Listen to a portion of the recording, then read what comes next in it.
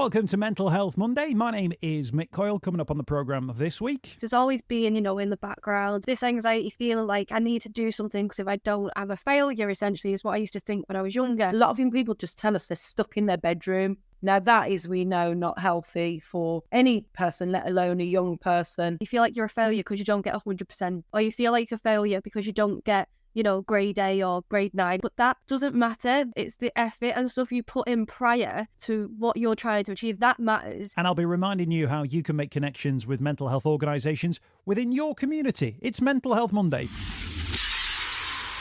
The home of the UK's conversation about mental health. Welcome back to Mental Health Monday. Another cracking conversation on the way for you this week. It's been, what a week. Crikey O'Reilly. It has been quite the week. I got ill halfway through it, and then I managed to sort of drag myself out of my sickbed to crack on, because you know why? I was too busy. It was one of those times where I was too busy to be ill, and what I needed to do was absolutely nothing, but instead I did completely the wrong thing and forced myself to crack on because there was just so much going on last week. A couple of really important conversations over the course of the next couple of weeks as well. So we've got some cracking episodes on the way. And of course, I will always drag myself out of the sickbed to provide you with an edition of Mental Health Monday. So hopefully, even by the time you're hearing this, even if you get it on the day it gets broadcast, I'll hopefully be feeling a lot better. Today's podcast takes a look at the findings of the Prince's Trust Natwest Youth Index 2024. I'm delighted to say the Prince's Trust have been very kind in sharing the data with the Mental Health Monday podcast. It has found that this year 1 in 5 young people in the UK have missed school or work due to their mental health. 40% of 16 to 25-year-olds have experienced a mental health problem, and 21% report their mental health has got worse in the last year. Half of young people say the cost of living crisis and the pandemic has had a negative impact on their mental health, with over a third, check this, reporting they are always or often feel down or depressed. Really concerning stats from this new survey from the Prince's Trust alongside Natwest. And there's obviously a lot to talk about through it. 39% of young people no longer feel in control of their future, and 26% feel they will fail in life. How tough is that? A feeling that you're going to fail in life when you're such a young age, not even 25. Might be 16, 17, thinking you're failing at life. It's absolutely shocking that that can be the case in 2024. And what are we going to do about it? Well, there are things that we can do within workplaces and, of course, and offering young people support within educational establishments and, of course, at home as well. On the flip side, 2/3 feel determined to achieve their goals in life. A third report help with securing work experience or training would help them achieve their career ambitions. So with help, with support, young people can get the help and support that they need. Let's speak to a couple of people. We'll hear from Rachel Edwards, who does fantastic work with the Prince's Trust across the central region of England and the east of England. So we'll hear from Rachel, but first we're going to hear from Naomi. Now, Naomi's such a brilliant talker.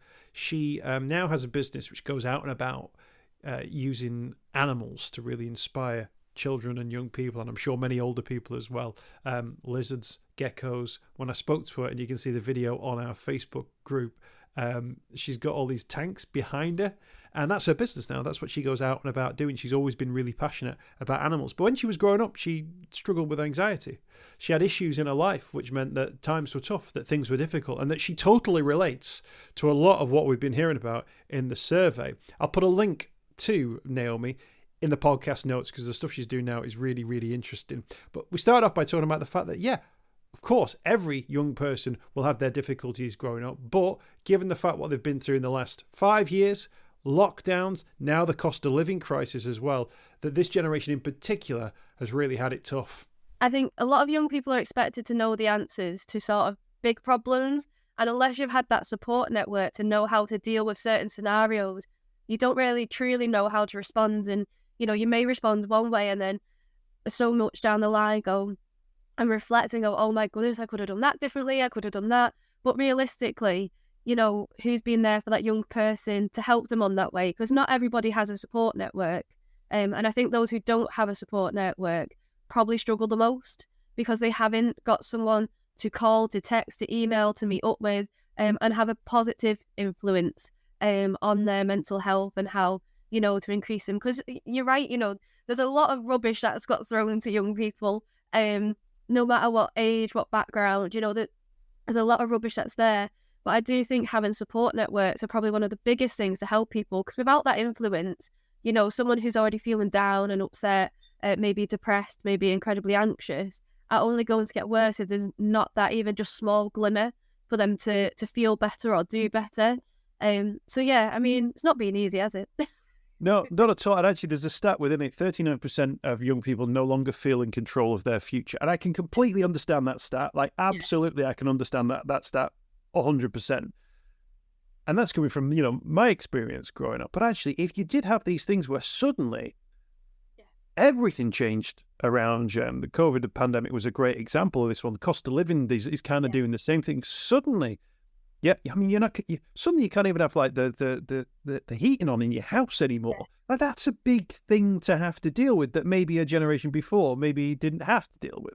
Yeah, definitely. I think it's seen as the norm, sort of, isn't it, to have a house that's got heating and somewhere safe, and people know what you want to do, because in schools or home educators, no matter sort of what education you're going through, there's this like, well, what do you want to be when you grow up? How are we going to get there?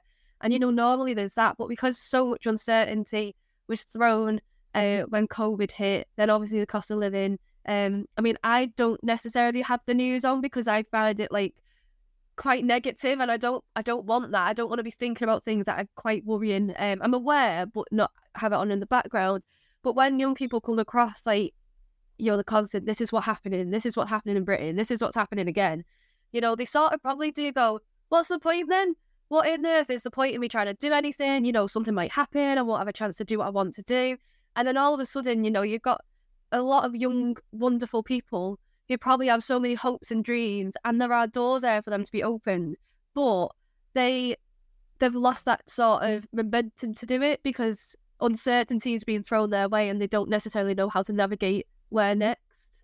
What about this for a stat? 26% of young people feel they will fail in life. I mean, that is it's upsetting, that, isn't it? When you think that 1 in 4 young people whose mindset is, well, I'm probably going to fail. I mean, that's the sort of stuff that stops you getting out of bed in the morning. It stops you caring. It stops you thinking about how you can proactively engage with your community. That's such a huge number, isn't it? To feel that like life's passed them by and they've already lost the game. Yeah, I think it's too high a number, isn't it? It's very sad and upsetting. I've got 2 young children, and they're very young, 6 and nearly 3. And if I was to hear them say that, it'd break my heart. As part of what I do, I work in lots of schools, whether it's primary, secondaries, colleges, lots of different backgrounds. And I had a chat with a young girl recently who is studying for a qualification, and she said those exact words to me. She said, I'm going to fail. I don't even know why I'm here. I don't want to do this when I leave school. So I sat down with her and I said, do you know what? Forget about the exam at the end of this. Forget about everything that's going in your head right now. We're going to talk about the transferable skills you're going to get from this, because you're not going to fail. I said, you've actually got quite a good head of knowledge in there. So let's pull out what you know and how it can really tie in to what you want to do when you're older. And we did. And I've never seen her work so hard in each class since, because that pressure of, you need to do this for this exam, and all that sort of thing, that's gone. She doesn't want that. She wants to know what she can do for her job. And like I say, after that chat, you just saw like that little glimmer. I know when I was younger, I was quite a quiet kid, believe it or not. I was I'm still a nerd. But quite often there was some people who would say, you won't amount to anything. You're not capable of doing anything. And I understand like that effect it can have on someone from a young age. For me, it upset me massively. It did destroy confidence to a certain extent, but it also lit a fire in my belly to prove people wrong that, do you know what, if you want to do something, you can do it, and there are certain things. I hate the word fail. I don't like it at all. Again, it's one of those words where I don't like that. And it's a word where I think that's put onto so many things that you feel like you're a failure because you don't get 100%, or you feel like a failure because you don't get, grade A or grade 9. It is now, isn't it? It's numbers now, not letters, or whatever it may be. But that doesn't matter. It's the effort and stuff you put in prior to what you're trying to achieve that matters. You know, I mean, I've got 2 degrees. You know, I've worked hard on what I do, and the grades, you know, are important when you get your certificate and stuff. But when you take that to one side and you look at all the little bits that young people are doing in their day-to-day lives and what they can do, I think that focus is so important than the word fail. And I think as soon as young kids hear that word, they go, I've not got the energy to do this. I'm only going to fail anyway. I think that's huge, isn't it? No, I mean, let's just say nobody wants to go on an aeroplane with a pilot who failed their pilot's exam, and no one wants a heart surgery with a heart surgeon who failed their heart surgery exam. Yeah. But actually, there's a different thing, isn't there, about the experience away from the professional environment. It's about learning communication skills, human contact skills, the ability to be confident to approach somebody, to do all of those things that actually sometimes that pass and fail culture runs completely roughshod over. That actually we say to people, you either did it or you didn't do it. Whereas actually, well, let's look at the progression. Let's look at the fact that you're growing as a human being and will continue to grow as a human being way beyond the walls of school or your first job or university or whatever that would be. We never really have that. We almost have this like, well, you're 16 now you're 18, right? You're out the door. Oh, what's the matter? You can't cope with life. Well, that must be your problem. Yeah. It's a progression we've got to be so much more aware of, haven't we? Oh, definitely. Like I say, I work with lots of different ages, and recently I'm out and about with lots of teenagers, you know, young people, and I run my own clubs, and there was children as young as 8 years old who really struggled with their confidence, with their self-esteem, with their, you know, ability to sort of overcome little things. I'm a big believer in, I call them little wins. So giving people like just that little bit of something to give them that internal confidence boost to know that they can go do something next time. And that makes a difference. You don't have to go whole hog. You know, you don't have to go, well, I'm going to go from never speaking to anyone in front of 100 people to do a presentation, but just grasping little wins and even writing it down, making a note of it, getting a picture, getting a memory. And I think progression is important. Like you say, you know, it's, you're this age, now you do this. You're this age, now you do that. You're that age, now you do that. But really, life is quite short. You know, there's lots of things I've gone through that are difficult that's taught me that life's quite short. And it is about grasping the happy moments, the little wins, the ones that make you feel passionate, happy, determined, motivated, and surrounding yourself with people who give you that boost as well. But progression can be difficult. What can I ask? What are those moments that you draw on when you're speaking to young people about their lack of engagement in something or that lack of confidence? What are those things that you touch on from your own life that kind of go, look, I've gone through this. I've literally sat in the seat that you're sat in, but this is how I got to where I got to. So I like I say, I was a very quiet child. I was very different. Nerd, you know, any given opportunity, I'd speak about animals, so I chose the right business. And I, from a young age, didn't really have a lot of confidence to speak to people or say things. But then when, say I was asked a question by a teacher and I got the answer right, or they really engaged with me, I was like, oh my goodness, they're listening to me. And it gave me that little tiny bit of confidence at a young age to go, oh, I'm going to go speak to that person again and build up, you know, a relationship. Then as I got older, you know, I was still quite quiet growing up. I didn't really know how to blend in at school, essentially. You know, I wasn't popular by any means. And I had this vision in my head, animals is my thing. So again, found it quite difficult when it comes to talking about other subjects. I wasn't really up to date with what was on the telly and that sort of thing. And friends would be talking about it and I'd be like, I saw a bird in my garden. And I'd just change it. I wouldn't have a clue what they were talking about. And then but what I did learn was that sometimes you don't need to necessarily know what they're talking about. So I wasn't aware of the TV or whatever, but I'd say to them like, so what was in it? What was about it? And just learn how to ask questions to engage a different way. Other things that I've drawn and is a big thing for me is anxiety. So pretty much my whole life has always been, you know, in the background or at the forefront. this anxiety feeling like I need to do something because if I don't, I'm a failure, essentially, is what I used to think when I was younger. Or if I sit down, I'm lazy. And if I do this, I'm not this or whatever.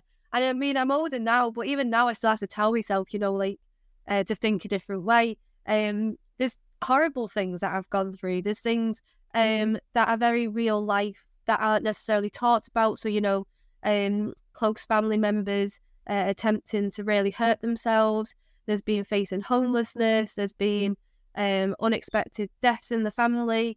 There's been lots of things that, again, you see out and about, and until you live it, you really don't know how to react to it. One of the biggest things I've gone through is I had a mental breakdown when I was younger, about 10 years ago it'd be now. And I was in a world then where I didn't know how to react to certain situations. I found myself, you know, really not understanding certain things and not necessarily being liked for who I was, essentially. And all these things accumulate together, and I had a mental breakdown.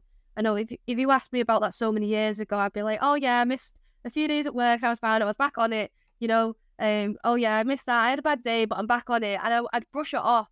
But more than ever, I realised, especially after working with the younger generation, they need to hear it, because a lot of them go through very similar things. They have a lot of things in their backgrounds that are not nice at all.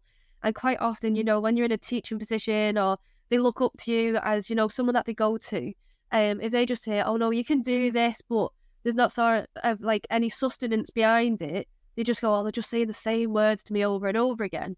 But if you can show, you know what, I've been through this and it's a pile of rubbish, you're not going to like it. You've got to really ride the emotions and figure out who you are as a person, how to deal with it, how to ignore it next time or whatever it is, and how to deal with things thrown your way that are unexpected or uncertain. You know, that's incredibly important to learn, but it comes with going through things. And like I say, that conversation with that lovely student who just worried about the word fail, and then we flipped it on its head and was like, no, worry about this. And now there's a different mindset just from that one little conversation, you know, giving that one person a little glimmer, a little win, that they know they don't need to worry about the pressures that face young people, that they hear about all the time. You know, they can focus on other things, just who they are as a person, like you say, growing as a person. That's it's so important to be like that. I think thanks for being so honest as well about your story there, Naomi. Really appreciate that, and I think people listening will appreciate your honesty too. One of the things that strikes me as well, that the survey here is 16 to 25, and what this doesn't do is go, oh well, when you leave school, 16, everything will be different. When you leave college, it's 18, everything will be different. Yeah. I mean, this was the lesson that I learned in life more than anything, is that there's those sort of either cliff edges or whichever, those barriers that you think are, I'll be all right when I'm like this, they don't ever really come. All those milestones, they come and they arrive, but then they go. But it's still you, and it's still the world. And actually, when you move into adulthood, the situations you're dealing with are just as severe. You deal with them slightly differently because, but in many ways, the stakes are higher around, you know, housing and accommodation and looking after other children and so on and so forth. Yeah. So actually, those lessons that you learn at that young age, you've got to be equipped with them, because the last thing you want to be able to do is get these young people into adulthood and suddenly find that they're also ill-equipped to deal with that as well. And that's about engagement, and it's about being able to sort of embrace that persistence, if you like. And that resilience is so crucial. We've got to be teaching that at a young age, or teaching people how to find it at a young age. Yeah. Because goodness knows you are going to need it when you're an adult as well. Oh my gosh, yeah. Yeah, definitely. Resilience, something I was speaking about recently, actually, resilience. And I noticed a group of young people I was working with give up so quickly. They just gave up on the first step doing an activity. And I was like, what's going on here? Like, what? Why are you giving up? Like, you've not even started. We've not even got a word down. Like, and they're like, oh, well, I just don't know. I was like, well, let's grab what you do know, because I know you know things. You know, you talk to me about it. We're just getting it down on paper or whatever. Excuse me. And the resilience is so important, especially from a young age. You know, learning that life can be very difficult. You know, you don't have to say the ins and outs to really young kids or young people, but sort of equipping them with, well, if this scenario was to happen, you know, these are places you can go, people you can speak to, building up your resilience and your sort of protection as well is important. I know when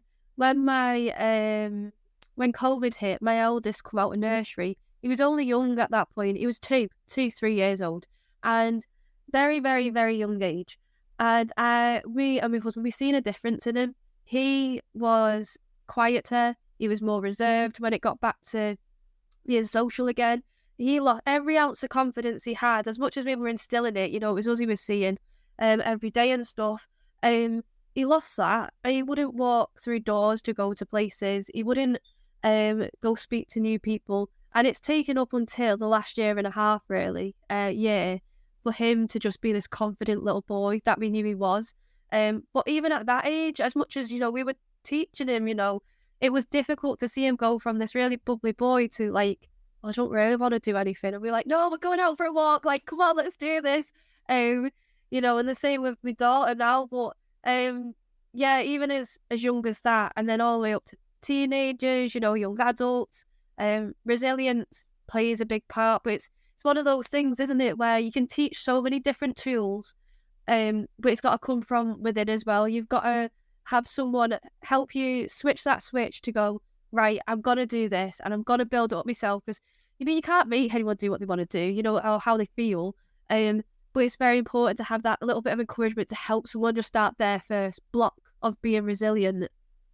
Naomi, I'm going to bring Rachel Edwards into the conversation now. Thank you so much for your time and sharing your story with us. We'll put a link to the work that Naomi does in the podcast notes. Rachel, the Prince's Trust obviously go out of their way to make sure that this youth index tells a story, and actually overall the stories that young people's mental health is getting worse. That actually there's negative things happening, and actually in certain areas that's growing. So the situation is getting worse for young people in their mental health, and that must be concerning for you. Yeah, I think, absolutely. I think we have firsthand as an organisation seen kind of, the mental health crisis, I guess that you could say we're in now, the pandemic, but particularly young people are highlighting the cost of living crisis, particularly the concerns and worries with money, just things like skipping meals because they can't obviously afford, or having to make decisions, as we said, between do they eat, do they put their heating on, et cetera, et cetera. So I guess it is, it is concerning for us. And we kind of, as I said, hear that firsthand from young people in terms of how it's having a negative impact on their well-being.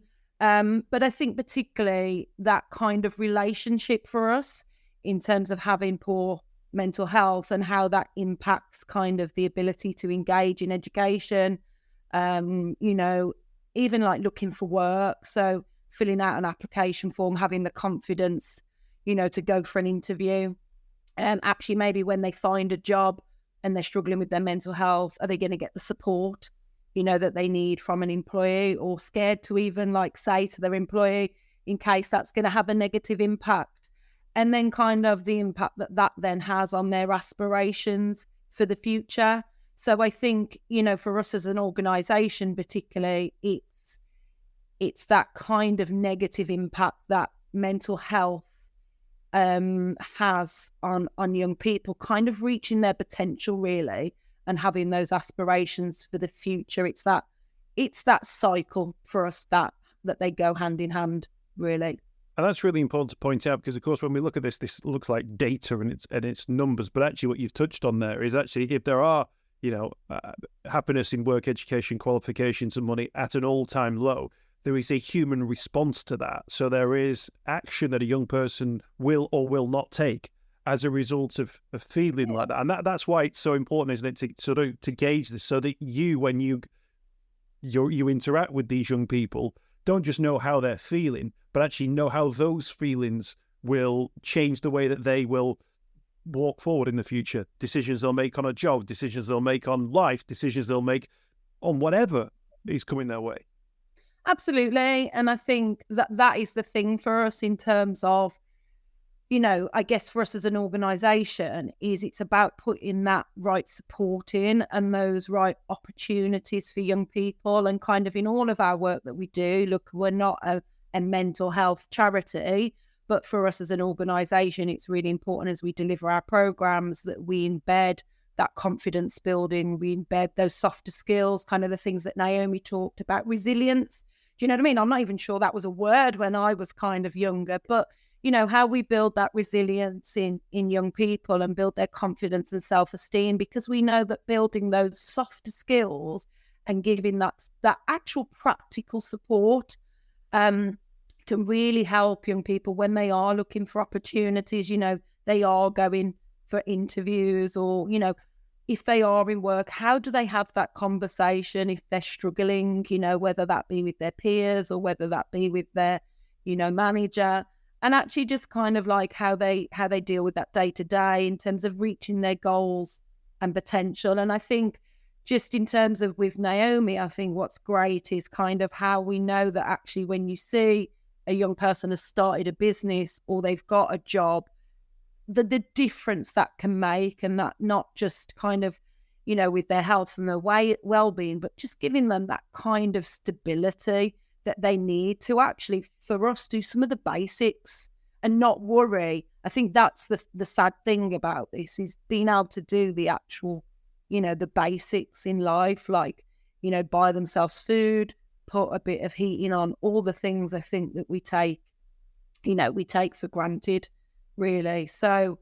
I think, it's that practical support and that practical opportunities. It's about doing positive things to address this crisis that we're currently in. And the survey finds actually that young people respond to that, don't they? If they think that somebody's got their back, if they think that they're going to get support, if they know that they've got that, actually the numbers, instead of it being the 1 in, the 1 in 5s, it becomes the 3 in 5s and the 4 in 5s who hope that they. So actually, that idea of a support network, or even if it's not like a Prince's Trust with a capital P and a capital T, it's like, even it's just like society's got their back, or their family've got their back, or their educational establishment has got, that actually people feel like they're supported. They don't feel like they're just trying to deal with it on their own. And young people do respond to that, and the survey proves it. Absolutely. And look, for young people, they're 4 times more likely to be out of work and not engage in anything than the rest of the working population. Do you know what I mean? So we know this is a societal issue, and we also know that everybody's got to come together to address this. But I think that is really key, Mick, in the sense of, do you know what I mean? Actually, if they can see there are willing people that want to help them and there's opportunities out there, then actually, and also how you deal with some of these things, because actually it doesn't necessarily mean those challenges are going to go away, but it gives them the confidence and the ability to be able to talk about them. Because as we've seen from the pandemic, and we certainly see from young people, a lot of young people just tell us they're stuck in their bedroom. Now that is, we know, not healthy for any person, let alone a young person at a time when they should be, thriving in life, really. So I think if, we can give them the right support and we give them the right opportunities, we know at the Trust the difference that can make. And I think, as we've seen today, Mick, you're joined by somebody that's kind of had that support, and look at the difference it's made to Naomi's life. Absolutely. Really. Yeah. Can I talk about, and this will be one of the challenges that you guys are facing. In the survey, more than a third of young people are worried that their mental health will stop them achieving their career ambitions, with 2 in 5 saying that worrying about achieving these goals has made their own mental health worse. That is a vicious cycle, that, isn't it? That's somebody whose mental health gets to a point where they think, I'm really struggling, and then starts making decisions about their future, but then feels like they can't make those decisions because their mental health is struggling so much. That is when, it kind of, that's like crunch time, isn't it? That is the cycle that we have to break, because actually that's the thing then that rolls these problems into the future, that rolls it into your 30s and your 40s and your 50s and beyond. That cycle's got to be broken, and that's a big ask, isn't it? It is, but I think, as we've said, it's back to actually organisations like ourselves coming together with employers, and other charities and organisations to actually, give those that support and those opportunities, have those conversations. Do you know what I mean? Allow young people to have those conversations, meet other young people, so they know they're not alone. That's the other biggest thing for young people. If they're stuck in a bedroom, and they're not talking about this, that's just going to build and build and build. So as I said, we know that actually, because our programs are so practical, that it can give them that space to actually kind of talk about that, and talk about, like you've just said, why do young people feel they're not going to achieve their goals? What is stopping them? Let's look at that and what that means day to day, and then we can put in a package, of help and support to move that young person forward. And I think, as Naomi said, like for me, the smallest wins are the biggest thing, because it might not be about gaining the biggest qualification or whatever, but it might be kind of like, you turned up today, you attended today, look what you completed today, you engaged with somebody else. So it's that they can see those kind of softer skills that they're building, so that they can kind of help those to, take their goals, take their plan forward, really. But for anyone who's sort of hearing this survey today and they're thinking, young people, it's such a bleak picture. Let's just try and address that slightly. You'll see on a daily basis, Rachel, I'm sure, moments that make your heart absolutely sing, that make you fill with joy about how fantastic young people are, the opportunities that they can offer, and the difference that they can bring to workplaces or educational establishments or whatever. Just give us a sense of how you feel about young people. Yeah, I mean, look, I've worked for the Trust for 12 years, Mick, and I still get up every day because every young person should have the chance to succeed. I mean, just sat here today listening to Naomi for 10 minutes is going to spring me in my step for the weekend, because, listening to her story and knowing that, I meet Naomi's all the time. Do you know what I mean? And actually just knowing where some of these young people have been, and actually knowing that actually if individuals and organisations put the right support in, they put the right opportunities, we can, as it says, change young people's lives, because they are our future.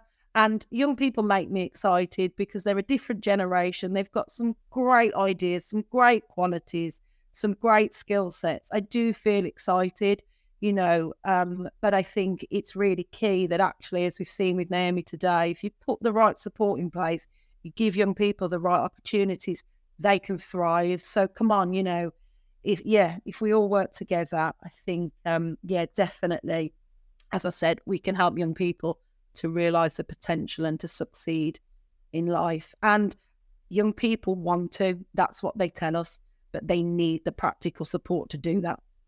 Absolutely. Rachel, thank you so much for your time. Rachel from the Prince's Trust. Naomi as well. We'll put a link to Naomi and the work she does actually now in the animal world. For people who can't see the conversation, there's tanks and there's lizards and geckos and all sorts crawling behind her, but it's a fascinating insight. We'll put a link to Naomi and the work she does in the podcast notes. And thank you both for joining us on this week's Mental Health Monday.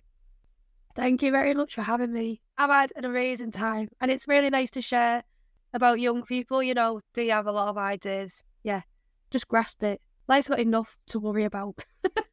I hope you've enjoyed this week's podcast. Thanks for checking out Mental Health Monday. My name is Mick Coyle. You can find me on Twitter at Mr. Mick Coyle. You can also find me, Mick Coyle, on Facebook as well. Don't forget, if you want to speak to somebody about your mental health, you can do so. The Samaritans, free to call on 116 123. You can find mental health services where you are. Just look for the Hub of Hope. Type in your postcode. It'll find those mental health services close to you. And for support in a crisis, you can text SHOUT to 85258. That's if you're experiencing a personal crisis, you're unable to cope and need support.